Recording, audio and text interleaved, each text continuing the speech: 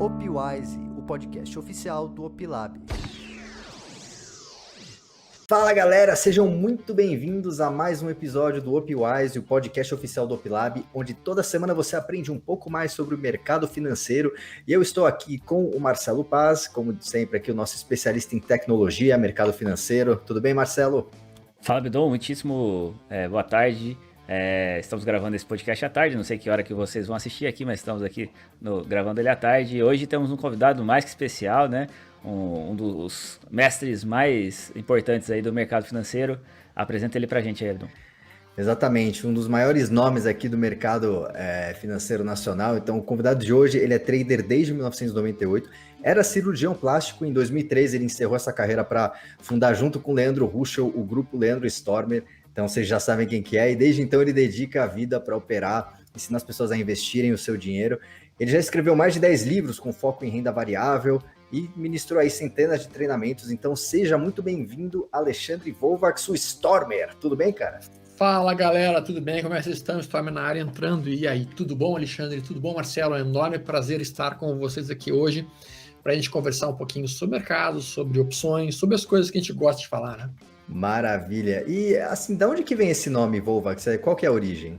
Curiosidade. Cara, a origem do nome é ucraniana. Na verdade, meu pai, ele fugiu da Ucrânia quando ele tinha mais ou menos uns 9 anos, junto com meus avós, durante a Segunda Guerra Mundial. Então, eles estavam lá, né? Quando as fronteiras ficaram tanto quanto indefinidas, eles aproveitaram para fugir do socialismo e atravessaram a Europa em guerra, né? E aí, quando chegaram lá perto da Áustria, os alemães pararam eles e mandaram daí para um campo de concentração em Innsbruck, quando eles ficaram lá uns 6, 7, 8 meses até serem resgatados pelos americanos. E daí, os americanos ofereceram 3 países para eles virem para o mundo. 3 países que eles estavam imigrantes: África do Sul, Austrália e Brasil. E eles decidiram pelo Brasil. Muito bom, muito bom. É uma história pesada, triste, mas que ao mesmo tempo trouxe você para cá. Eles escolheram o Brasil por algum motivo específico? Então, na verdade, assim, o meu avô, ele não sabia, obviamente, falar muito bem nenhuma das línguas dos países. Ele perguntou pro tenente americano, disse assim: olha, a gente está acostumado com frio. Qual desses países tem frio? E aí o americano falou: olha, eu ouvi dizer que no sul do Brasil faz frio no inverno. E lá tem lugar para vocês. Se lá faz frio, deve ser bem mais frio do que a África do Sul, do que a Austrália, vamos para lá. Então foi por isso. Que legal. Muito bom, muito bom. E conta uma coisa pra gente, Stormer. Então você era médico cirurgião, né? O que te levou aí pro mercado financeiro? Você já investia de alguma forma, já operava? Como que foi essa transição? Então, na verdade, assim, isso nos anos de 97, quando eu estava terminando a minha residência, eu praticamente não tinha muito dinheiro, o residente sai absolutamente sem muito dinheiro, e entrou no Star Médico, uma das pessoas mais ricas do estado do Rio Grande do Sul, professor de otorrino. Ele entrou ali, estava comendo sanduíche comigo, ele assim, professor, posso lhe perguntar uma coisa? É claro.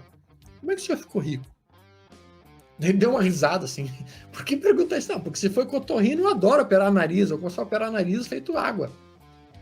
E daí ele deu uma risada e disse: não, Alexandre, a gente não fica rico com o dinheiro da medicina, a não ser que a gente saiba investir esse dinheiro. Então eu fiquei rico com meus investimentos. Daí a minha segunda pergunta foi: tá, no que o senhor investiu? E daí ele disse: eu fiz minha fortuna em imóveis, em ações. Eu não tinha dinheiro para imóveis, é óbvio que não. Na época eu tinha o equivalente hoje a uns 2 mil, 3 mil reais, no máximo, que era o salário de residente da época.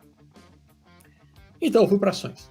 E foi aí que eu comecei, sem saber absolutamente nada, em 1998, a desbravar esse mundo que a gente tem aí, um mundo fascinante do mercado financeiro.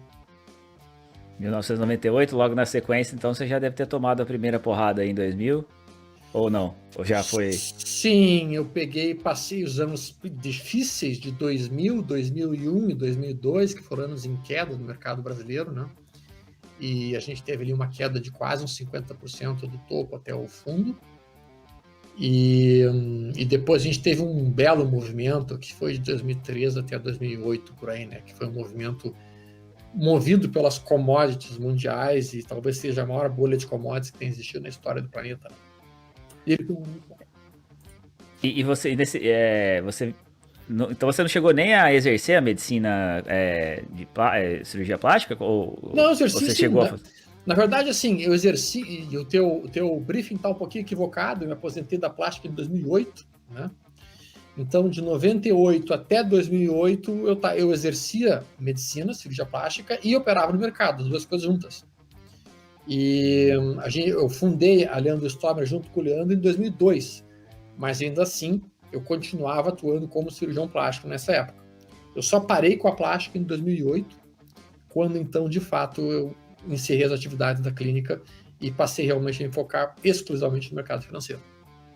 Muito bom, obrigado pela correção. Mas e por que começou a Leandro Stomer? Como é que foi esse início? Conta pra gente como é que vocês resolveram abrir. Como é que funcionou isso basicamente? Lá pelos anos de 2001, 2002, existia um fórum chamado Fórum da Invest Shop. A Invest Shop foi o primeiro home broker do Brasil, o primeiro site em que tu podia entrar no site e comprar e vender ações por ali. E nesse site tinha um fórum muito bom, que as pessoas interagiam, diziam o que elas estavam comprando, por que elas estavam comprando, onde é que era o stop, onde é que era o alvo delas. Isso para quem trabalhava com o stop e alvo. E eu comecei a postar ali as coisas que eu estava fazendo, por que eu estava comprando, por que eu estava vendendo. E as operações fluíam bem, e as pessoas começaram a gostar das operações e começaram a perguntar, tá, Stomer, ensina pra gente como é que tu olha mercado, como é que tu lê mercado, as coisas todas. Eu pensei, cara, só a minha opinião não tem tanta graça, o legal seria se a gente achasse uma outra pessoa que conhece bastante análise técnica para a gente poder fazer um grupo de estudo, esse tipo de coisa. E daí naquela época o Leandro começou a postar ali também os pontos de entrada dele, e eu olhei os pontos e dizia, cara, esse cara acho que sai um pouquinho de mercado, ele sai um pouquinho de análise técnica. Acho que ele podia ser um cara legal para fazer um grupo de estudo junto com ele. E daí eu chamei ele para uma troca de ideias, para uma conversa, ele era de Porto Alegre também, e a gente conversando ali numa mesa de bar, a gente definiu, cara, vamos fazer um grupo de estudo de mercado financeiro? A gente monta uma turma, que era o pessoal que trabalhava com o Gerdau, a gente passa para eles como é que a gente vê o mercado, e a gente começa a estudar junto com eles. E esse foi, então, o primeiro treinamento feito pela Leandro Stomer, nos anos de 2002, em Porto Alegre. Quando a gente fez esse treinamento, o pessoal gostou tanto, eles foram para esse mesmo fórum e postaram, cara, foi fantástico, maravilhoso. E aí um cara de Manaus, tenente de guerra na selva, mandou e-mail para mim, Stomer, a gente tem aqui no quartel 30 pessoas que estão a fim de aprender a operar o mercado, e são 30 oficiais de guerra na selva, vocês podiam vir a Manaus apresentar para a gente isso? e daí a gente falou assim, cara, tudo bem, vocês pagam a passagem, pagam o estadia, nós estamos indo. Bem isso daí. E daí a gente acabou indo para a guerra na selva lá, foi muito interessante aquela época. E daí foi um negócio absolutamente não planejado e que acabou evoluindo realmente na maior escola de traders do país, e que existe desde 2002, que é a Leandro Stomer, depois virou a LS e hoje é a LS Educação. E você estudou a parte de análise gráfica desde o princípio, assim? Foi um amor à primeira vista ali, ou você operou um tempo no mercado sem isso, depois é que você foi para esse lado? Não, na verdade eu comecei como a maior parte das pessoas começa, né? Você sabia nada de análise técnica e nada de análise fundamentalista. Eu comecei no achismo puro, né? E, obviamente, tomei toco no primeiro ano, até que daí eu tive nos Estados Unidos, eu tive a oportunidade, porque, galera, a gente tem que pensar que em 98 não tinha YouTube, não tinha Instagram, mal e mal tinha internet. Então, assim, para a gente conseguir qualquer livro de mercado financeiro, ou tu ia até os Estados Unidos e comprava fisicamente, ele trazia os livros, ou tu mandava vir através de um site online e levava 3 meses, 4 meses para chegar no Brasil. Então eu tive a possibilidade de ir até lá, e daí indo lá fazer um estágio de cabeça e pescoço, a biblioteca era metade mercado financeiro e metade medicina. E daí de noite eu ficava de um lado para o outro olhando as duas áreas enlouquecido, né? E eu voltei com vários livros do mercado naquela época, e daí que eu comecei a estudar análise técnica, tá? Hoje eu teria começado um pouquinho diferente. Hoje eu teria começado meus estudos por análise fundamentalista, tá? Para depois ir para a análise técnica, tá? Porque eu acho que as duas se complementam muito bem. A análise fundamentalista nos diz o que é bom de comprar, o que é bom de operar, e a análise técnica nos diz quando é bom fazer as operações. Mas enfim, na época eu me foquei muito na análise técnica em si, e aí em 2002, 2003 surgiu a Telegang, acho que vocês não são da época da Telegang. Não. A única opção que existia com liquidez no mercado brasileiro eram as opções da Telemar. Tá? Então não existia opção de Vale, não existia no mercado opção de Petro, não existiam no mercado. Muito menos puts. Era só Lembrando call, que a Telemar é a Oi hoje, né? A era atual só Oi. call de Telemar. Então existia uma Telegang, que a gente chamava, que era a turma dos viciados em opções de Telemar, e que ficava o dia inteiro caçando centavos. Aí ele compra, vende, compra, vende, compra, vende, compra, vende. Né? Da qual eu fiz parte durante muito tempo. Eu era um viciado, adito em opções de Telemar, em day trade de opções de Telemar, caçando centavos. Aí que eu comecei a entender um pouquinho mais sobre opções e comecei a estudar um pouco mais o mundo de opções. Então, na verdade, eu entrei no mundo de opções quando? Eu entrei no mundo de opções, já tinha uns 4 anos de mercado, 5 anos de mercado de ações, um pouco mais de experiência, já conhecia mais análise técnica, e daí que eu comecei a compreender alguns conceitos fundamentais de opções, e sem dúvida alguma, opções é um mundo completamente à parte de análise técnica. São coisas... o cara pode ser um mestre em análise técnica, mas se ele não souber nada de opções, ele vai perder muito dinheiro e vai realmente ter sérios problemas. Então o cara tem que conseguir conhecer também conceitos de volatilidade, o cara tem que conhecer os conceitos de gregas, para poder realmente associar análise técnica e opções e poder extrair o que é de melhor nos dois mundos. Né? Uma coisa que eu achei muito interessante que você falou é sobre como a análise técnica e fundamentalista se complementam, né? Eu concordo com isso, eu também comecei com análise técnica e depois eu fui para fundamentalista. E o que eu vi quando eu fui para fundamentalista é que parece que a maioria dos analistas fundamentalistas, eles parece que tem uma certa desconfiança do gráfico, da análise técnica, né? Eu queria saber como que você enxerga isso, né? Porque as pessoas que falam, eu não olho o gráfico e tal, e assim, como você falou, é importante olhar o gráfico para saber, né, possíveis pontos de entrada, etc, né, e como que você, se você já encontrou algum problema, assim, se deparando com analistas fundamentalistas? O que acaba acontecendo, assim, Alexandre? Infelizmente, a gente tem que remontar isso para a história do mercado.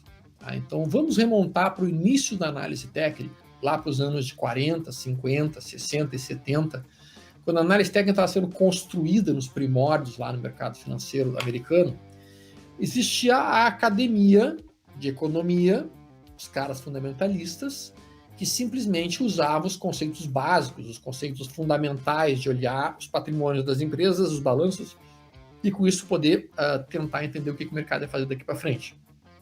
Esses sujeitos olhavam para os caras que usavam análise técnica e que simplesmente desenhavam um gráfico. Então eles desenhavam algumas coisas estranhas num papel, desenhando triângulos, duplos fundos, Ws, duplos topos, triângulos simétricos.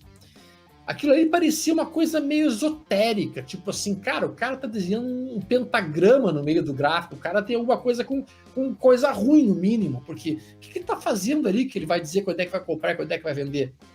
Ou seja, nessa época ainda era no papel, né, Stormer? Ainda era no papel quadriculado, né? Isso, papel quadriculado. Então esses caras olhavam para aquilo e diziam assim, cara, esses caras são malucos, completamente loucos. E não existia o quê? Não existia base estatística para você dizer se aquilo realmente funcionava ou não. Então, durante muito tempo nos Estados Unidos, a análise técnica era vista como algo esotérico, como algo sem base científica, como uma ciência empírica, de fato, como uma ciência sem comprovação. À medida que entrou os modelos computacionais, e os modelos computacionais começaram a ser utilizados literalmente para fazer backtests estatísticos dos modelos matemáticos e quantificar a análise técnica, então a academia americana começou a dar o braço a torcer, percebendo que, de fato, os indicadores e os sistemas e os sinais apresentavam muitas vezes expectativa matemática positiva e apresentavam muitas vezes sinais de qual seria a direção que o mercado poderia trilhar mais provavelmente daqui para frente. E aí lá nos Estados Unidos hoje, cara, não existe nos Estados Unidos hoje quem invista sem trabalhar com algum fundamento de análise técnica. Os caras, todos eles, todos os principais assets americanos hoje e todos os principais investidores mais sérios nos Estados Unidos hoje pelo menos usam alguma coisa de análise técnica. Aqui no Brasil, a nossa academia, quando eu falo nossa academia é a universidade, ela infelizmente ela é muito afastada da vida prática. A universidade ela está completamente afastada da vida real. E não é só na economia. Também acontece na medicina, também acontece na engenharia, também acontece na advocacia, acontece em todas as áreas. A universidade não tem contato com o mundo real. Ela simplesmente fica centrada no mundo acadêmico, criando teorias acadêmicas, e que na vida real muitas vezes nem sequer funcionam. Infelizmente é um fato. Então temos poucos representantes na universidade, hoje, de economia e mesmo de mercado financeiro, que tenham sequer parado mais do que 2 horas para estudar análise técnica. Os caras já montaram um conceito de que não funciona, de que é esotérico, e automaticamente eles falam contra. Então, sim, existe essa picuinha, que na minha opinião é uma bobagem, porque na minha opinião o que acaba funcionando? A análise fundamentalista vai dizer o que é uma empresa boa, bem gerida, o que é uma empresa que tem bons fundamentos, que produz lucro, o que é uma empresa que faz sentido você querer, inclusive, ser sócio dela por um prazo mais longo. Mas a análise fundamentalista não te diz quando que é bom comprar essa empresa. Então, tu pode comprar uma excelente empresa num péssimo momento. Já a análise técnica não nos diz o que é bom, o que é ruim. A análise técnica não... Durante muito tempo eu vi a própria MMXM3, ou mesmo a OGXP3, que era uma empresa pré-falimentar, em tendência de alta, topos e fundos ascendentes, durante muito, muito tempo. Porque a análise técnica não diz o que é uma empresa boa. A análise técnica só diz se tem comprador ou se tem vendedor, quando é que entra comprador, quando é que entra vendedor. Então a análise técnica nos dá timing de mercado. Quando que é bom comprar? Se uma pessoa for minimamente inteligente, ela vai tentar usar as duas coisas. Análise fundamentalista para dizer o que é bom e análise técnica para dizer quando que é bom comprar aquela empresa boa. E é isso que eu procuro fazer a maior parte do tempo. A análise técnica existe porque ela funciona ou ela funciona porque ela existe? Eu não sei se eu consegui fazer a pergunta claramente, mas, por exemplo, a Fibonacci, por exemplo. Uhum. Alguém descobriu em algum momento lá que os movimentos aconteciam naquele padrão. Aí, mas a partir do momento que todo mundo descobre isso e começa a usar, vira uma profecia autorrealizável, né? Você já pensou sobre isso? Existe essa pergunta, que é uma pergunta bastante interessante, se a análise técnica ela funciona de fato porque ela tem algum conceito por trás dela que seja eficiente, ou se é porque muitas pessoas acreditam naquele conceito e ao mesmo tempo entram comprando, outra vendendo naquele ponto específico e levam os preços até aquele ponto. Cara, na minha opinião é o seguinte, assim, ó. Primeiro, tá, eu acho pouco provável que um grupo de pessoas consiga realmente produzir um movimento sustentável e prolongado dentro do mercado de uma maneira absolutamente, tipo assim, todas as pessoas que acreditam em médias móveis vão conseguir fazer com que a coisa funcione. Porque, cara, teria que ser uma quantidade brutal de pessoas que estivessem acreditando no mesmo sistema operacional para conseguir levar aquilo daquela maneira. Então, o primeiro ponto é esse. Não tem liquidez suficiente nos modelos operacionais de análise técnica para dizer que eles se autorrealizaram.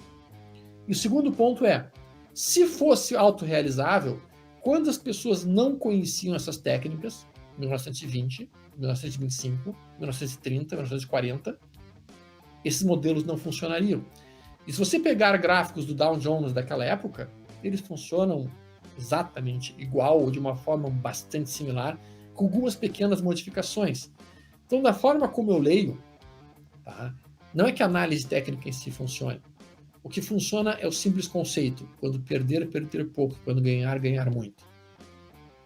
Stop curto e alvo longo. É isso que funciona dentro do mercado. E por isso que quando eu monto alguma operação, seja em operação em opções, ou seja uma operação em ações, eu vou estar sempre cuidando o meu risco máximo de exposição para o meu alvo. E é isso. E eu quero trazer essas operações em cima de zona de suporte, onde eu vou ter, então, um stop curto e um alvo longo. E com isso, cara, tu pode usar a ferramenta que tu quiser, basicamente. Mas o fato é que se tu seguir essa premissa, tu vai acabar conseguindo fazer dinheiro dentro do mercado. Muito bom. E na análise técnica, quais são os indicadores que o Stormer olha todo dia? Entrou, a primeira coisa que ele olha, que não pode faltar na tela, quais os melhores indicadores os que você mais gosta, pelo menos? Cara, eu gosto muito de utilizar o estocástico lento, para mim ele é um ótimo oscilador, tá? Eu utilizo ele numa periodicidade de 8, com uma média móvel de 3, tá? E o meu conceito, basicamente, eu gosto muito de utilizar um time frame de 120 minutos, então um time frame um tanto quanto exótico, as pessoas não falam muito desse time frame. Eu gosto de usar time frames que as pessoas não utilizam, tá? Porque aí eu tenho uma visão diferente do que as outras pessoas têm, já que a maioria das pessoas perde dinheiro, eu não quero fazer o mesmo que eles, né? Então eu vou utilizar uma média, um período de 120 minutos. Eu vou pegar, junto com o meu estocástico lento, eu quero uma média móvel de 80 subindo. Por que 80? Os testes estatísticos que eu fiz no passado mostram que a melhor média para definição da tendência no prazo mais longo é a média móvel de 80 períodos exponencial. Então eu uso uma média móvel de 80 exponencial subindo e o estocástico lento sobrevendido. Eu pego isso numa Vale, eu pego isso na Petrobras, eu pego isso no Itaú. No gráfico de 120. Isso, nos 120 minutos. Eu pego isso nesses papéis, eu espero o estocástico lá embaixo com a média subindo, então eu estou comprando um estado sobrevendido numa tendência de alta mais longa. E daí eu monto trava de alta, aí eu monto uma compra de opçãozinha a seco com capital limitado. Eu vou fazendo isso. Cara, isso é uma delícia de ser feito, isso é algo que fica realmente... é uma coisa que tem sentido, tem lógica, tu comprar o recuo de uma tendência de alta. Então, e você é então um operador mais de reversão ou um operador mais de continuidade? Cara, assim, eu não gosto de comprar rompimento de topos. Eu gosto de comprar recuos dentro de tendência de alta. Tá? Então, sim, eu prefiro trabalhar a favor da direção da tendência e não reversão de tendência. Tá? Eu até tenho alguns modelos que são contra a tendência, por exemplo, o modelo Trap, que é um modelo que eu apresento bastante em vários vídeos meus no YouTube, mas o meu modelo de eleição, especialmente quando eu estou falando de opções, realmente é um modelo seguidor de tendência, que eu vou comprar o recuo de uma tendência de alta no 120 minutos ou vender o repique de uma tendência de baixa no 120 minutos. Tá? E para isso eu vou estar utilizando o estado sobrecomprado ou sobrevendido nesse período específico. Muito bom. E você já falou aí um pouco mais cedo sobre a importância, né, de misturar a análise técnica com a análise fundamentalista. Os grandes hedge funds também, no mundo, eles usam também um terceiro pilar, que é os fatores macroeconômicos. Eu queria saber como que você enxerga eles, o que você olha, você fica atento a notícias, etc. Você, de repente... O quanto eles influenciam nas decisões, né? Se você faz trade de algum deles, né, assim, eventos... Entendi. Não, olha só, e é importante que isso é uma ótima pergunta. O que acaba acontecendo? Sim, eles influenciam, eles localizam esses pontos específicos. Semana passada a gente teve alguns pontos específicos muito alinhados nessa situação, e vale como exemplo. A gente teve na sexta-feira que passou o quádruplo Witching Day, que é um dia que a gente tem simplesmente o vencimento de 4 estruturas diferentes no mercado americano. E isso produz volatilidade no mercado. Na semana anterior, a gente teve o Fed e a gente teve também o Copom, que também traz volatilidade no mercado. Eu cuido essas datas e esses eventos, Alexandre, mas não com o objetivo de operá-los, com o objetivo de não estar pesadamente posicionado nesses momentos. Então, quando eu estou me aproximando de um Fed, quando eu estou me aproximando de um Copom, quando eu estou me aproximando de um livro bege, quando eu estou me aproximando de um quádruplo Witching Day, eu alivio radicalmente a minha mão, eu fico com a mão extremamente leve, porque eu sei que esses eventos trazem volatilidade para o mercado. E eu não quero estar posicionado pesado no momento que pode ter uma volatilidade contrária à minha posição. Show de bola. Uma pergunta mais pessoal aqui pra gente sair um pouco do mercado. Além de ficar com a sua família aí, com a sua filha, que você inclusive já mostrou algumas vezes, né? Você tá treinando ela aí pra ser uma operadora também. O que você faz? Quais são seus hobbies? O que você gosta de fazer fora do mercado? Ou o teu hobby é o mercado? Não. Eu obviamente acho que o mercado é uma parte importante da minha vida, mas não pode ser, sem dúvida alguma, a minha parte principal. Cara, eu tenho várias coisas que eu curto muito. Eu sou um apaixonado por aviação, tá? Eu sou piloto privado, sou piloto comercial. Meu pai era da Varig e Olha só. eu sou fissurado em aviões, né? Então, basicamente, eu curto aeromodelismo, tá? Então, eu tenho alguns aviões que eu volta e meia no final de semana vou no aeroclube lá, eu passo uma tarde lá me divertindo com isso, é uma das coisas que eu curto bastante. E, além disso, naturalmente, a minha filha, que eu curto demais, e eu sou um aficionado por leitura, eu gosto muito de ler. Gosto de ler de tudo, né? Gosto muito de história, sou um apaixonado por história. Então, tô sempre... Geralmente eu leio em torno de 3 livros por semana, essa é a minha média de leitura, assim. Então, muito bom. Já toma bastante meu tempo, é isso. E o drone modelismo é o aeromodelismo Nutella agora? Como é que você acha dessa? Eu acho que sim, eu acho que é o aeromodelismo Nutella, o drone modelismo, né? Exatamente, né? Eu gosto de coisas mais, digamos assim, raiz, como se diz. Ainda mais você que pilota avião de verdade, né? Isso. Grandes. Perde totalmente a graça, né? Porque o drone faz tudo sozinho, né? Você simplesmente... Ele faz tudo sozinho, não tem absolutamente nenhuma... Não, eu curto aquele tipo de aeromodelismo mais em que o piloto tem que posar o avião. E você já pilotou aqueles aeromodelos a jato? Esses não, mais a jato não, modernos, a jato não tive oportunidade ainda não. Já tive algumas feiras em que eu pude presenciar de perto eles funcionando e o pessoal trabalhando com eles, mas realmente ainda não tive oportunidade de pilotar uma jato ainda não. Ainda não. Eu acho fantástico, eu não consigo imaginar como é que o cara controla aquilo, porque o avião some, né? Ele some rapidamente da visão, né? É um troço violento.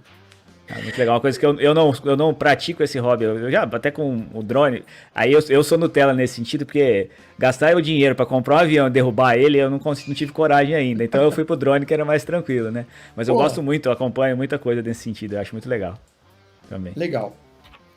E você comentou, né, que você gosta bastante de leitura e você escreveu livros, né? Assim, alguém que estaria te conhecendo agora e tal e quisesse saber mais sobre a sua filosofia de investimentos, qual livro ou de repente em qual ordem você recomendaria que eles abordassem seu conteúdo? Boa pergunta. Bom, o que acaba acontecendo, tá? Sim, eu já, na verdade, corrigindo um pouquinho, não foram 10 livros que eu escrevi, tá? Eu escrevi 14. Mas eu falei mais de 10. Mais de 10. Teve um, inclusive, que você escreveu com roxo, né? Isso, eu escrevi um com roxo, né? Que é Comprando Ações, Vendendo Opções, um livro sobre lançamento coberto. Eu estou devendo para as pessoas, junto com o roxo, uma segunda edição, uma edição ampliada e melhorada. Mas sim, nós estamos fazendo isso aí juntos. Mas voltando para o ponto. Cara, assim, ó, desses livros que eu escrevi, tá? Nenhum desses livros é de análise técnica básica, ou seja, de conceitos primordiais de análise técnica, tá? Na época, eu entendia que se o cara quisesse conhecer análise técnica básica, tinha 450 já livros escritos sobre o tema e poderia ir para aquilo direto, né? Para aprender o que é uma média móvel, o que é um candle, o que é um gráfico logaritmo, o que é um gráfico aritmético. Essas coisas eu não dediquei meu tempo para descrever. Até acho que pode ter sido um erro, porque eu poderia ter feito esse livro mais introdutório de análise técnica e depois partido para livros um pouco mais rebuscados. Mas eu já fui direto para modelos operacionais. E eu dividi a minha forma de trabalhar em 2 períodos operacionais, que seria o prazo de position, que utiliza um gráfico semanal para tomar de decisão, e o gráfico de swing trade, né, que seriam as operações de swing trade. Então, eu diria que assim, o cara poderia iniciar pelo táticas operacionais de position, se ele tiver interesse em operar um gráfico mais longo e trabalhar com operações um pouco mais longas, que é o primeiro livro que eu escrevi. E o último livro que eu escrevi foi Táticas Operacionais de Swing Trade, que são operações de gráfico diário, operações mais curtas e que têm como objetivo realmente operações que vão ter um alvo de durar 2, 3, 4, 5 dias, com um alvo médio de 3,5%, 4% nesse período.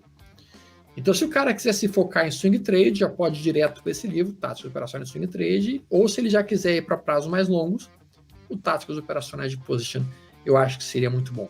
E, complementando, lá no ls.com.vc, que é o site da gente, tem um treinamento que está disponibilizado gratuito na pandemia, que é o legado financeiro, que é uma forma de investir estrategicamente num prazo um pouco mais longo e que associa fundamentos com análise técnica.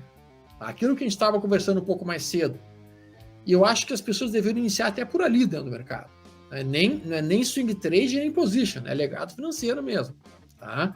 Utilizando estratégias táticas e lógicas de como está investindo. Né? E tudo isso é para mencionar que dentro do mercado nós temos diferentes períodos operacionais.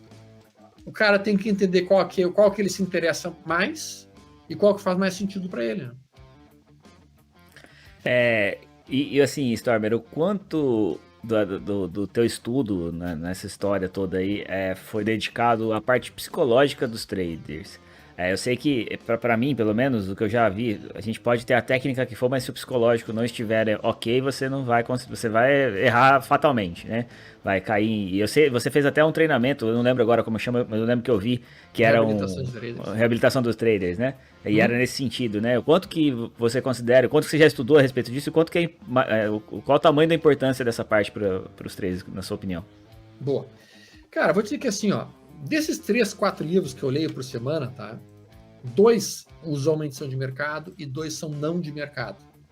E desses 2 não de mercado, no mínimo um deles sempre vai ser sobre formas como o ser humano toma decisões, formas como o nosso cérebro funciona para decidir alguma coisa, ou até mesmo para não decidir alguma coisa. Então eu entendo que sim, a gente tem que estar sempre compreendendo um pouquinho mais como funciona o nosso cérebro para pensar as coisas e mesmo para definir as coisas. E com isso a gente consegue muitas vezes, então, entender melhor a maneira como nós vamos nos portar dentro do mercado. Uma das maneiras mais rápidas e certeiras de quebrar no mercado é tomar posições muito alavancadas, posições muito pesadas. As posições muito pesadas nos tiram do equilíbrio e nos fazem realmente estopar antes do que precisava, sair da posição antes do que precisava, ou até mesmo sair da posição antes do que devia. E por isso que eu sempre digo que talvez a essência para poder se operar bem no mercado é operar leve, o mais leve possível, com o menor risco e exposição possível. As pessoas não fazem isso, Alexandre. As pessoas geralmente entram com tudo que tem, com dinheiro que elas não podem perder, que se elas perderem, elas não vão conseguir nem vezes pagar o aluguel no final do mês. E aí isso coloca uma pressão emocional tão violenta em cima delas que elas não conseguem respeitar o sistema operacional que elas haviam se proposto. E aí é uma tragédia. Inclusive, quando a gente está em momentos de muita euforia nos mercados, isso é uma coisa que tende a acontecer. As pessoas que entram na bolsa elas pegam um movimento só de alta da bolsa e não conhecem muito do mercado, acham que esse movimento vai continuar, né? E a gente viu de março passado, né, até agora, uma alta muito grande da bolsa, né? Você acha que é um momento onde realmente as pessoas estão negligenciando os perigos aí de operações muito alavancadas ou arriscadas? Complementando a pergunta, o quanto que esse movimento que aconteceu, porque ele foi um movimento inédito, pelo menos aqui, acho que na história dos mercados, de uma queda tão rápida e um retorno tão rápido, né? O quanto que isso vai fazer com que muitas pessoas se achem gênios no mercado, mais do que já era em outras épocas? Eu sempre digo o seguinte, assim, cara, não existe uma fábrica mais eficiente de gênios do que o mercado em tendência de alta. O mercado em tendência de alta produz uma quantidade brutal de gênios. O cara acha que ele é o mestre Jedi, que de uma hora para outra ele se descobriu como Warren Buffett, ou como, vamos lá, um Jim Simons da vida. De uma hora para outra ele descobriu-se. Chegou um ponto tal que a gente teve socialite se chamando de day trader nata. Então, cara, quando tu encontra as pessoas dizendo assim, eu sou um day trader nato, isso automaticamente é um mercado que está em forte tendência de alta e que tudo que tu comprar vai dar dinheiro. Só que quando acontecer a primeira barrigada, essas pessoas vão ser varridas no mercado assim, ó, a rodo.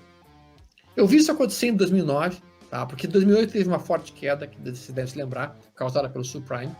E depois de 2009, cara, foi um ano de alta reta. mercado só subia, enlouquecido.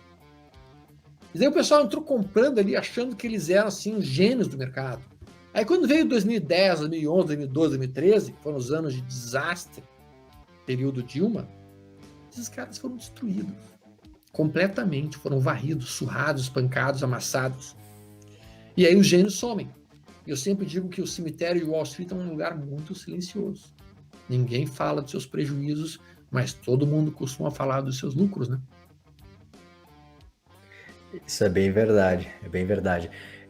E conta uma coisa pra gente, o que é a astrologia financeira e como usar ela para tomar decisões sobre operações? Tá, esse já é um tema bem mais exótico, né? Esse é um tema que quando tu fala assim, o cara tá maluco, como é que é astrologia financeira? Mas vamos lá, vamos dissecar esse assunto, porque novamente a gente tem que remontar sempre a história das coisas. Lá pela década de 40, na verdade até um pouquinho antes, década de 30, um cara que era físico, ele começou a pensar o seguinte, só um pouquinho, a colheita de trigo, ela está diretamente relacionada ao nível de exposição solar. Se eu tenho uma boa quantidade de sol, automaticamente eu vou ter uma belíssima colheita de trigo. Se eu tenho uma quantidade de atividade solar baixa, automaticamente eu vou ter uma safra de trigo fraca. Qual foi a ideia desse sujeito? Ele pegou os mapas solares e de manchas solares que já estão tabelados e planificados há centenas de anos.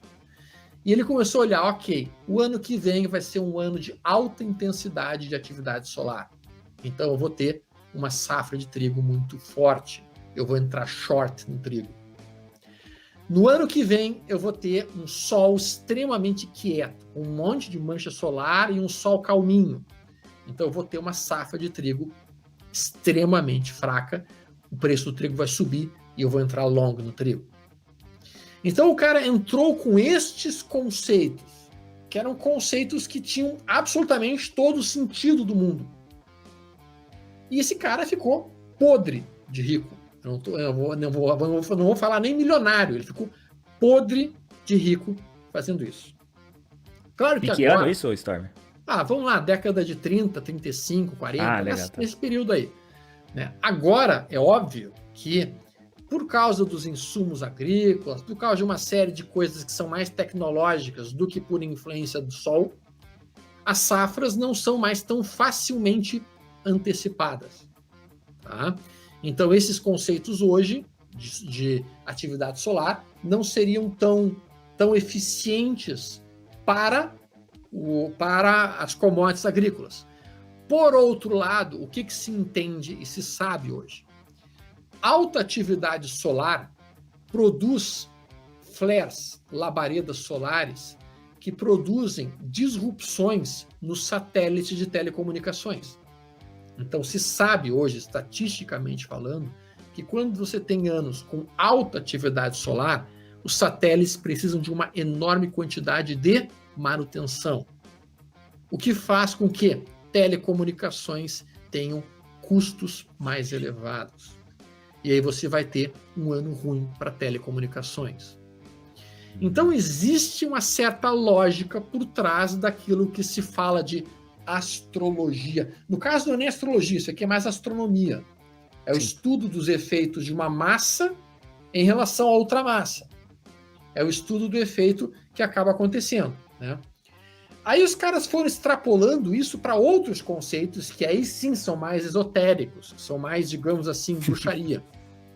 Por exemplo, se sabe que numa noite de lua cheia, a quantidade de acidentes de carro, a quantidade de gente bebendo, enchendo a cara e batendo no outro, a quantidade de coisas que acontecem nos diferentes emergências de hospitais, triplica, quadruplica, basicamente.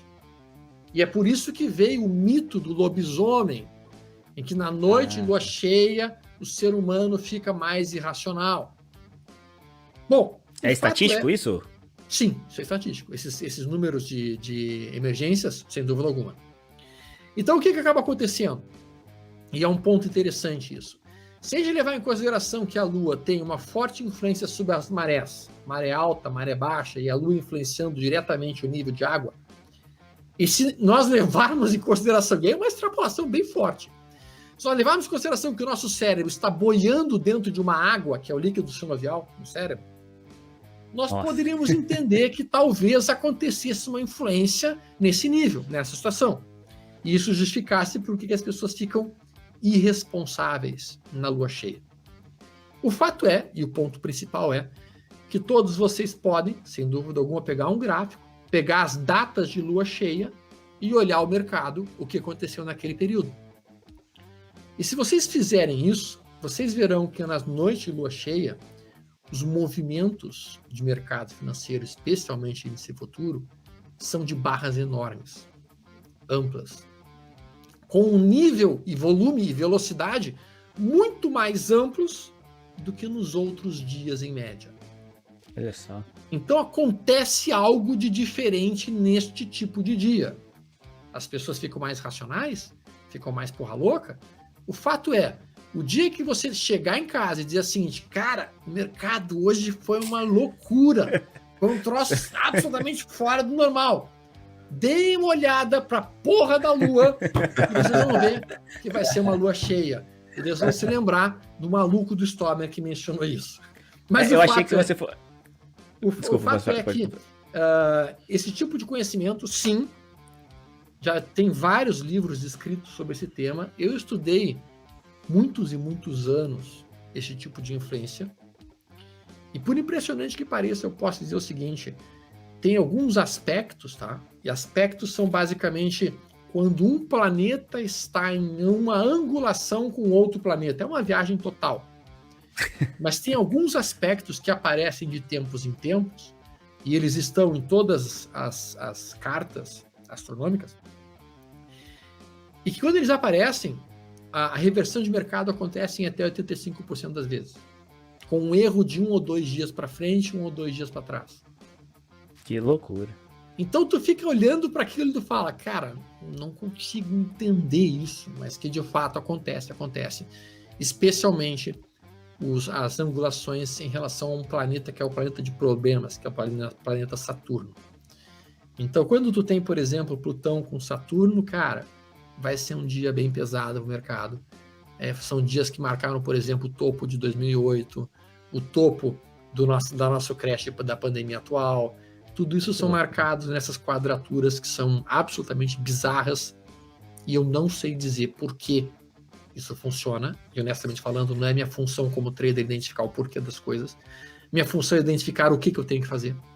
Tá? E você está usando? Quando aparece esse tipo de dia, o que eu faço? Quando aparece esse tipo de dia que me avisa que é um dia perigoso ou um dia que pode ter um movimento mais intenso, como o exemplo eu mencionei na lua cheia, vai ser um dia que eu vou operar muito mais leve. Eu vou só diminuir minha posição. Eu vou só ser mais cauteloso naquele dia. Eu não vou entrar com um viés, porque eu não gosto de entrar no mercado com viés, mas eu vou entrar mais cauteloso. Então essa vai ser a minha conduta. Né? Não custa, né?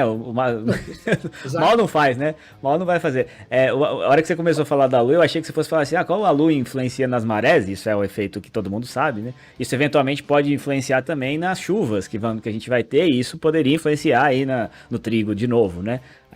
Mas aí eu não imaginava que vinha essa estatística que as pessoas ficam mais malucas na Lua cheia. Sim, ficam muito mais doidas, cara. Nasce muito mais criança, vai fazer um plantão de obstetrícia na noite de lua cheia. Tu não vai dormir um minuto, cara. Vai ser criança nascendo a toda hora. A pessoa fala que cortar cabelo na Lua também muda, né? Que cresce mais rápido se cortar o cabelo no dia. Isso já não sei, porque eu já não tenho dados em cima disso, mas em cima do nascimento de crianças, em cima, eventualmente, dessas situações de homicídios, de acidente de carro, isso aí, com certeza, existem já alguns artigos mostrando isso daí. Eu olhei aqui na internet, parece que a próxima lua cheia vai ser no dia 28, é domingo que vem. Então vamos ver como é que segunda-feira abre, né? Agora eu vou comer. Nunca mais olharei o mercado de outra forma. Agora, com certeza, vou passar a olhar para isso. E falando em Lua, inclusive, né? O Bitcoin que tá indo para a Lua aí, né? Você compra Bitcoin? Eu já vi até. Eu tô participando lá do Domingão do Bitcoin agora, o Bax, você já teve lá com eles. E eu vi lá a tua entrevista e tudo mais. Você tem comprado Bitcoin, mas como é que tá a sua expectativa para o mercado de Bitcoin? Você vai para o Bitcoin só olhando graficamente ou você está olhando também a macro tendência por conta da expansão monetária, essas coisas você também olha? Como é que é o teu posicionamento? Vamos por partes, tá? Voltando, só para finalizar a parte da astrologia, senão vou me chamar de louco, né? Show. Cara, eu acho assim, ó, tá? Eu acho que o investidor, ele não pode ser um cara bitolado. E ele não pode ser um cara que tenha preconceitos. A gente tem que trabalhar em cima de fatos e em cima daquilo que a gente vê que faz sentido ou não. Então, quando me falaram a primeira vez sobre astrologia, o que eu fiz? Eu não refutei de cara a ideia. Eu parti de um conceito muito inteligente do Bertrand Russell, que é aplique o ceticismo. Ou seja, tu recebe a informação e tu não rejeita ela de cara. Tu pega essa informação, tu vai para a tua mesa de estudo e tu começa a testar aquilo. E aí, com os testes que você fez, você poderá, nesse sentido, definir se faz sentido ou se não faz sentido aquela posição. Então, foi isso que eu fiz na parte de astrologia, olhando justamente isso. Eu vou olhar quando é que tem essas quadraturas, quando é que tem esses 120 graus, e vou verificar se aquilo fez fundo ou não de mercado. E daí eu fiz, voltei 5, 10, 15 anos e comecei a testar. E aí aquilo começou a aparecer com resultados brutais. Então, o meu conceito é, nunca rejeitem de cara uma ideia, por mais absurda que ela pareça. Testem ela. Estudem ela. Não custa testar. A mesma coisa para Bitcoin. Isso eu não fiz com a Bitcoin. Quando eu ouvi falar de Bitcoin a primeira vez na minha vida, vamos lá, ano de 2011, 2012, eu refutei a Bitcoin. Eu quebrei esse conceito, esse paradigma que eu estou falando para vocês, que eu costumo utilizar, que é sempre manter a minha mente aberta. Quando eu ouvi falar de Bitcoin a primeira vez, eu falei, cara, isso é bobagem, isso é balela, isso não vai dar em nada. Isso é uma coisa que não tem lastro, isso não tem valor, não me interessa. E eu abdiquei completamente a oportunidade de estudar mais a fundo aquilo. Naturalmente que eu paguei por isso, né? Naturalmente que eu paguei por isso, né? E eu sempre digo, quando você é um preconceituoso, você vai pagar caro por isso. Entendeu? Então, quando tu é preconceituoso, tu até pode dar uma risada. Lá, astrologia, quá. Você vai pagar caro por não ter estudado isso. O JP Morgan tinha uma frase que ele dizia o seguinte: milionários não usam astrologia, bilionários usam. Tanto é que o JP Morgan, ele tinha uma astróloga pessoal, cara. Ele não tomava nenhuma decisão sem conversar com ela antes. E a frequência desse tipo de relato é grande, né? De pessoas milionários que usam esse tipo de... Ó, pra você ter um exemplo pequenininho. Meu pai, por exemplo, né? Não é rico nem nada, assim. Tem uma boa vida e tudo, mas ele não come frango no ano novo. Não interessa. Cai a chuva, ele não come bicho que anda pra trás no ano novo. É uma suspensão. Tem coisa estranha nesse mundo. Mas voltando para a questão do Bitcoin. Sim, eu recentemente, quando eu digo, vamos lá, 2018, comecei a montar algumas posições em Bitcoin. Tá? Comecei a montar essas posições alicerçado numa situação triste que eu presenciei, que eu fui numa reunião da Expert Miami e aí num jantar me apresentaram um cara que sentou na mesa comigo, eu estava conversando com ele e o cara disse, tudo bem, mas... Eu perguntei, o que tu faz? Ele disse, eu trabalhava no Google. Eu era vice-executivo do Google Mundial. E eu peguei e saí fora, naquela época, acho que 2012, 2013, e eu peguei os $300 mil e comprei em Bitcoins. Nossa. Ele comprou $300 mil a 30 centavos de dólar. Nossa. Eu olhei assim pro cara, falei... E não vendeu, né? Porque... Não, eu perguntei pra ele, mas tu vendeu? Ele disse assim, eu não vendi nada. Era um dinheiro que eu deixei lá. E ele assim, tá, mas só um pouquinho. O Bitcoin agora tá em 20 mil dólares, 300. Eu olhei assim, cara, tu tá bilionário. Ele disse, agora eu vendo em tranches. Meu Deus. Ele vai vendendo em tranches. Ele é uma baleia. Ah, baleia. Que legal. E eu olhei assim, caraca,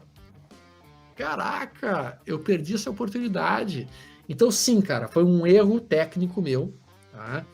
E assim, uma das características da minha vida, tá? Uma das poucas qualidades que eu sempre percebi em mim é que eu sempre tive muita capacidade de identificar rapidamente quando as coisas estavam mudando. Quando uma determinada situação estava mudando. Então, quando o ativo está mudando de tendência de alta para tendência de baixa, quando um determinado ativo está entrando em moda e outro está saindo de moda, ou até mesmo quando a bolsa está entrando em moda ou saindo de moda. Né? Foi por isso que eu entrei lá em 98. Eu sempre tive essa facilidade de perceber quando as coisas estavam entrando num ritmo legal. E aqui no Bitcoin eu me passei completamente, eu não percebi esse cavalo encilhado passando do meu lado, e eu entrei nele um pouco atrasado, sim. Nesse momento, eu opero o Bitcoin. Tá? Ou seja, eu tenho uma carteira, quando eu identifico que está no momento bom de ficar comprado, eu tomo posições, quando eu identifico que está na hora de sair das posições, eu realizo, espero o recuo, tomo um pouco mais embaixo. Utilizando um conceito bem parecido dos 120 minutos, com a média maior de 80, estocástico lento, como eu ensinei para vocês agora há pouco. Caramba, muito bom. Que interessante isso, né? E falando ainda de mercado e dessa questão aí falando um pouco de macroeconomia, a gente vê que a inflação continua subindo, inclusive a cada semana o Boletim Focus atualiza novamente as projeções de inflação e vai subindo e vai subindo. O que você pensa que faz sentido nesse momento como uma operação de proteção para a inflação, talvez mais a médio e longo prazo? Pois é. E nesse sentido aí, voltando rapidamente, Stormer, no Bitcoin mesmo, você acredita que o Bitcoin vai se tornar reserva de valor? Você olha para ele com esse viés ou não? Então, vamos responder primeiro essa tua segunda pergunta e depois a gente vai para a primeira. Cara, a gente tem que ter o seguinte, o Bitcoin não é um investimento. Tá? Por que ele não é um investimento? Eu parto do pressuposto que investimento, tu tem que ter fluxo de caixa. Então, quando você compra uma ação, essa empresa ela tem um fluxo de caixa, que vai muitas vezes devolver em dividendos, esse tipo de coisa. Então, uma ação é um investimento. Quando você compra um imóvel para alugar, isso é um investimento, porque vai ter um fluxo de caixa que vai te trazer o aluguel. Quando você compra um fundo imobiliário, isso é um investimento. Quando você compra um CDB, tu vai ter os juros, é um investimento. Tá criando riqueza, né? Tá gerando valor. Tá gerando, tá produzindo uma receita, ou alguma coisa nesse sentido. Quando você compra dólar, você não está fazendo um investimento. Dólar não é investimento. Dólar é uma moeda. Ela não tem um fluxo de caixa. Se tu tiver o dólar na tua mesa, ele não vai produzir mais dinheiro para você. Ele é uma reserva de valor. Ele é uma moeda. O Bitcoin também é uma moeda. O Bitcoin também é uma moeda. Agora, com o DeFi, o Bitcoin passa a ser um tipo de investimento. Porque agora... São as criptos, né? O Bitcoin ainda não é, na verdade... Né? Tô falando das criptos, né? Algumas criptos passam a ser um tipo de investimento, porque agora tu começa a receber taxa de juros para dentro da cripto. Sim. Com o DeFi. Agora, o Bitcoin, por enquanto, não tem isso ainda. O Bitcoin, por enquanto, é uma moeda. Ponto. Quando tu investe em ouro, ouro também não é investimento. Porque o ouro não tem fluxo de caixa. O ouro não te gera um juros mensal. O ouro não te gera uma receita mensal, ou uma trimestral, ou uma semestral. Não te gera isso. O ouro também é uma reserva de valor. Ok? Bom, Bitcoin, então, é uma moeda. E como moeda, pode funcionar como reserva de valor. Ponto. Vantagem do Bitcoin. Não é inflacionável, como o dólar está sendo. A gente teve recentemente 1,5 trilhão de dólares sendo largados no mercado. A gente tem 40% dos dólares no mundo hoje foram impressos há menos de 4 meses. 40% dos dólares que estão hoje circulando no mundo não existiam há 4 meses atrás. Bom, o que acaba acontecendo quando tu tem uma gigantesca entrada de dólares no mercado, ou de qualquer moeda no mercado? Essa moeda perde valor. É simples assim. E o que é inflação se não a moeda perdendo valor em relação ao produto que ela compra? É isso. Então eu concordo com o Michael Burry lá que previu o desastre lá de 2008, né, aquele investidor americano, do Big Short, né, do filme Big Short. Que vai ter do Big Short, né, que vai ter uma enorme inflação, mas assim, ó, brutal inflação nos próximos meses. Brutal. Se o Fed não fizer nada, se o Banco Central aqui não fizer nada, cara, a inflação vai ser uma coisa assim astronômica. E aí, nesse cenário, voltando para a tua pergunta, o Bitcoin pode ser uma reserva de valor, ele pode nos proteger contra essa inflação. Bom, o aspecto positivo é que o Bitcoin não consegue ser inflacionado, tem uma quantidade limitada de Bitcoin que consegue ser produzida. Então, nesse sentido, tu tem cada vez menos Bitcoins entrando no mercado para uma procura cada vez maior por reserva de valor em Bitcoin. Então, isso produz essa fortíssima valorização que nós estamos vendo. E esse cenário econômico que foi comentado por Shirish, macroeconômico, podemos por assim dizer, e também comentado pelo Marcelo. Então, isso pressiona Bitcoin para cima. O que é o calcanhar de Aquiles do Bitcoin, na minha opinião? O calcanhar de Aquiles do Bitcoin, por que o Bitcoin, na minha opinião, não é o ouro virtual? Isso é uma discórdia que eu tenho com o Ulrich. Tá? A gente volta e meia entra nessa seara. Né? Ele acha que é ouro virtual, eu não acho que é ouro virtual. Por quê? Porque entende que uma das características fundamentais de uma moeda é a sua, digamos assim, primeiro, a capacidade de você trocar as coisas por ela, e segundo, a sua utilidade. Por que o ouro vai sempre, especialmente reserva de valor, tem que ter algum tipo de utilidade? Uma reserva de valor que não tem utilidade não é uma reserva de valor. Tá? Então, por que a prata é uma reserva de valor? Cara, o ser humano vai continuar usando prata pro resto da vida. É quase impossível que ele pare de utilizar prata. A mesma coisa para o ouro. O ouro é utilizado em uma série de coisas, desde a confecção de microchips até joias, passando por um universo de coisas que o ser humano vai continuar utilizando e cada vez mais sendo um negócio raro, porque é cada vez mais difícil tu encontrar ouro nesse planeta. A não ser que tu comece a minerar em meteoros, vamos lá, espaço. Né? Mas o fato é que enquanto o ser humano existir, o ouro e utilizar o ouro, ele vai manter o seu valor. Eu consigo compreender o mundo operando, comprando e vendendo ouro daqui a 10 anos. Consigo. Tá? O mesmo eu posso dizer para o Bitcoin. Eu consigo dizer que daqui a 10 anos o Bitcoin vai continuar sendo tão procurado quanto ele é hoje? Tão necessário quanto ele é hoje? Depende. Não dá para dizer, né? Não dá Pode pra acontecer, mas não dá para ter certeza. Isso, Marcelo. Percebe o seguinte, eu teria que, para acreditar que o Bitcoin vai continuar existindo daqui a 10 anos, eu teria que afirmar que nos próximos 10 anos a tecnologia humana não vai encontrar nada melhor do que o Bitcoin em termos de criptomoedas. Aí é o ponto que eu vou discordar de você, mas isso a gente deixa para uma outra discussão. Sim, sim.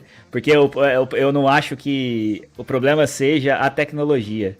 Sim. Ele foi uma tecnologia, ele nasceu como uma tecnologia que disruptou um monte de coisa.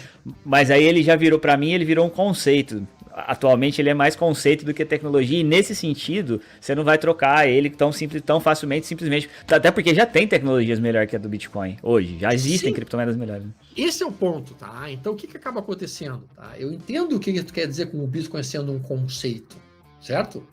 Mas observa, quando se criou a penicilina foi um conceito, foi uma inovação tecnológica. O antibiótico, então, meu Deus do céu, o cara vai morrer de infecção, certo? O que acabou se produzindo? Cada vez antibióticos melhores. Então, sim, o Bitcoin é uma revolução a nível de mercado financeiro mundial. O Bitcoin é um conceito que inova completamente tudo e todas as relações financeiras mundiais. Sim, isso é fato. Mas observa, o próprio aparecimento do DeFi começa a tornar outras moedas muito mais atraentes do que o Bitcoin. Quando eu consigo, por exemplo, ter Ethereum na minha carteira e receber uma taxa de juros por isso, eu começo a ter mais interesse em Ethereum.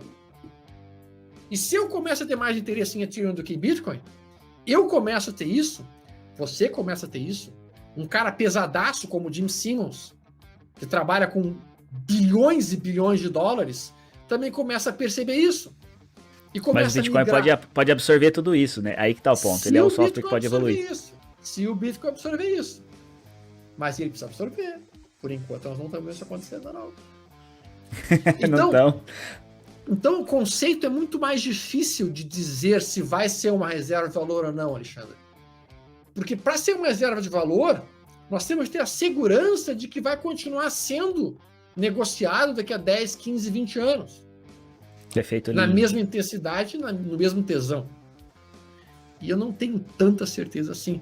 Por isso que eu tenho Bitcoin, eu opero Bitcoin, eu trabalho Bitcoin, mas eu trabalho num prazo mais curto, botando meu dinheiro, mantendo meu lucro, fazendo essas coisas tudo mais e tal. E eu queria ter começado a fazer isso muito mais cedo, é óbvio. Eu tô um pouquinho mais longo prazo que você. Eu tenho as outras, acredito nas DeFi, e até pela a exponencialidade possível delas, eu tenho uma quantidade menor, e se der tudo certo, elas vão crescer bastante, assim como o Bitcoin cresceu bastante na minha carteira. Eu comecei com 10% da carteira em Bitcoin, hoje eu tô com 50%, sem fazer aporte. Eu tô mantendo, porque eu ainda tô acreditando na tendência de alta, mas eu acho que é isso. Mas olha só o que tu poderia fazer. A gente não sabe. Olha só o que tu poderia fazer, é uma coisa que eu faço muito, tá, Marcelo? Eu compro Bitcoin. Digamos que eu compre, vou dar um exemplo. Digamos que eu compre 10 mil reais em Bitcoin. E daí a Bitcoin dá uma porrada e vai pro meu alvo, a partir do meu sistema. Bate no meu alvo, eu não vendo todas as Bitcoin. Eu vou vender somente o suficiente para colocar o meu financeiro. E daí eu fico com Bitcoin em resíduo sem ter pago nada por elas. Mas eu fiz isso. Eu fiz isso quando ele deu 5 vezes o meu capital, eu tirei 20%. Eu tirei todo o meu principal. Eu tô então só com tu não lucro. tem mais risco. Tu não tem mais risco na tua operação. Então, cara... Dá uma tranquilidade danada isso, né? Tu pode deixar isso rolar. Se for pro pote, tu não perde mais dinheiro. Aí tu tá construindo uma coisa muito inteligente. E se tu quiser trabalhar de uma maneira mais inteligente ainda, seria qual? Cara, subiu mais uma vez o que eu botei de dinheiro, eu vou tirar um pouquinho mais e eu vou comprar, por exemplo, fundo imobiliário, que faz uma renda mensal. E aí tu vai transferindo de um papel, de um ativo que não te produz uma renda mensal, e com o lucro dessa operação, tu vai construindo uma renda mensal, todos os meses vai cair um dinheirinho na tua bolsa. E aí tu pode usar esse dinheirinho para comprar mais fundos imobiliários ou mais cripto. E aí tu constrói literalmente um patrimônio que vai crescendo de uma forma harmônica, sem uma exposição excessiva para um determinado tipo de ativo, e ao mesmo tempo de uma maneira extremamente racional, cara. Isso é belíssimo. Muito bom. Que aula. Essa dica. Que aula. E, Stormer, para a gente chegar aqui ao fim do podcast, a gente tem uma pergunta que a gente usa para encerrar, que é a pergunta Opwise, que é: qual conselho você daria para quem está entrando na Bolsa agora? Seria ir para o legado financeiro, como você comentou? Qual que seria o conselho? Primeiro, eu acho que seria não tentar enriquecer em um mês. Essa é muito boa. Tá, né? Não tentar enriquecer em um mês. O mercado financeiro é um lugar maravilhoso para se fazer dinheiro, desde que você saiba duas coisas: qual empresa você tem que ser sócio e quando que você tem que se associar a ela. Se você responder essas duas perguntas, você tem uma gigantesca oportunidade de fazer muito dinheiro no mercado financeiro. E, novamente, nesse ponto, o que é se tornar sócio de uma empresa? Pegar uma empresa fantástica, comprar essas ações em um ponto maravilhoso e deixar as coisas evoluírem. Exemplo, se você tivesse se tornado sócio do Steve Jobs, lá na Apple, há 5, 6, 7, 8 anos atrás, como é que estaria hoje. A Tesla, mais novo, né? Há 10 anos atrás.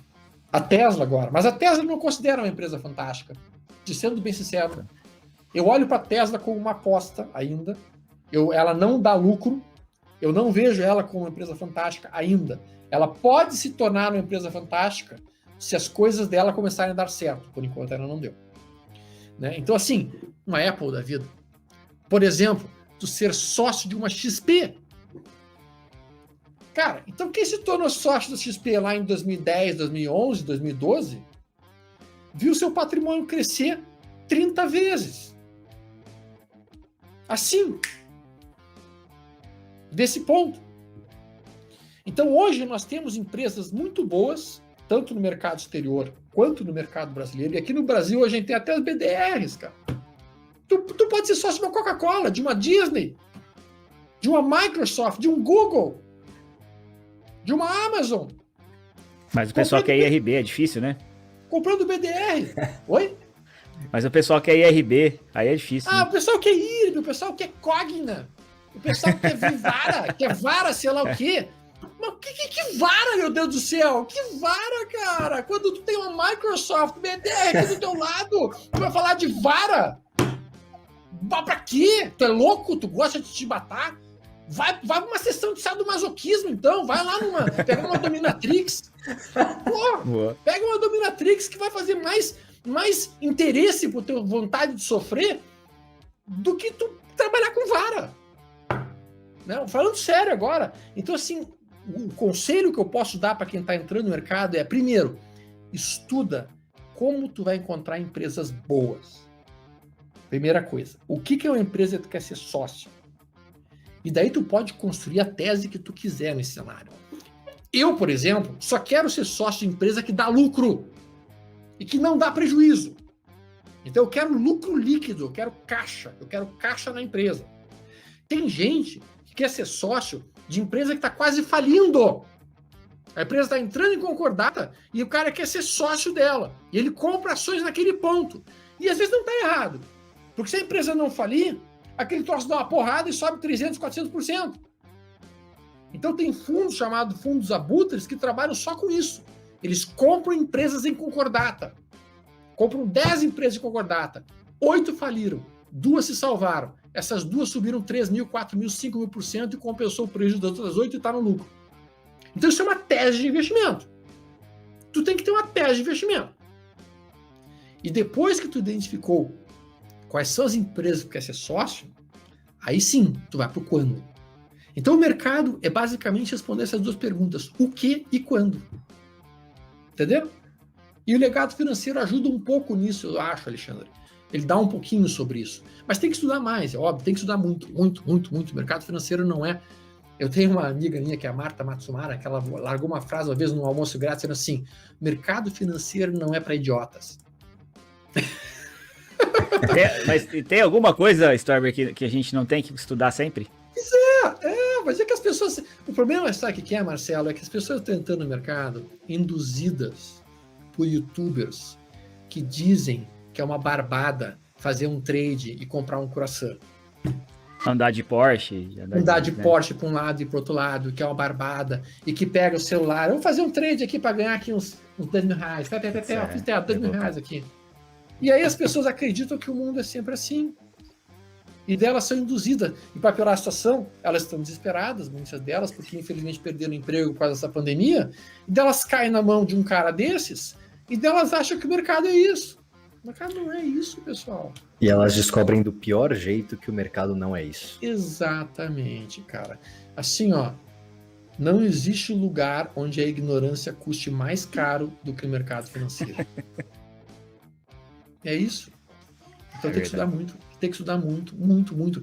Eu estudo, como eu mencionei, 2 livros por semana, eu ainda acho que é pouco, tinha que estar estudando mais. Mais.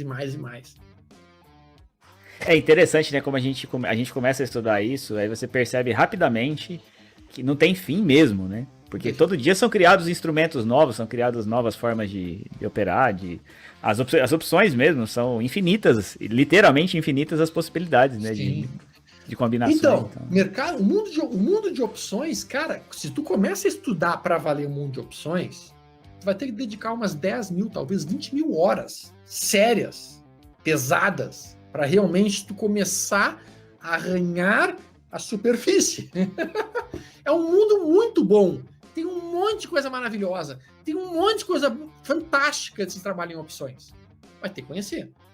Se tu não conhecer, tu morre. Simples assim. Morre rápido. Então tem que estudar muito. Muito. Né? Esse DeFi. Cara, DeFi eu comecei a estudar feito um psicopata. Há umas 4 semanas atrás. Eu tô debulhado nesse troço, enlouquecido, assim. Meu cérebro tá fritando em cima disso. É porque eu tô velho, e aí velho não aprende tão rápido, né? Velho demora mais a aprender as coisas. Mas o ponto é esse, pessoal. Então, assim, tem que estar sempre estudando, né? E, cara, de tudo, tá? De tudo. Eu gosto muito do conceito de que a gente tem que comprar com risco baixo e alvo mais longo. E por isso que eu vejo muitas das operações que são trabalhadas em opções. Eu gosto das operações com opções, é que eu mais gosto é trava de baixa. Trava de baixa fora do dinheiro é a minha operação, digamos assim, é a que eu mais gosto de fazer. Tá? O risco limitado, lucro limitado, mas um alto potencial de dar lucro, botando a operação fora do dinheiro, é uma delícia. Maravilha, que aula. Stormer, assim, muito obrigado, foi excelente esse papo com você, que bom que você topou. Conta pro pessoal como que eles acham você nas mídias sociais, o site da LS. Cara, assim, ó, depois de eu ter falado de astrologia, eu acho que eles não vão querer me achar, porque eles vão achar que eu sou maluco.